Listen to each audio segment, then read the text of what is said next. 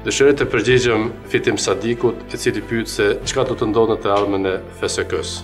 I nderuari Fitim, siç e dini, Qeveria e Republikës së Kosovës tani më ka marrë vendim që Forca e Sigurisë së Kosovës të shndrohet në Forcat e Armatosura të Kosovës, në ushtri të Kosovës. Ushtria e Kosovës, Forca e Armatosura të Kosovës do t'i ketë 8.000 vajza dhe djem të Kosovës.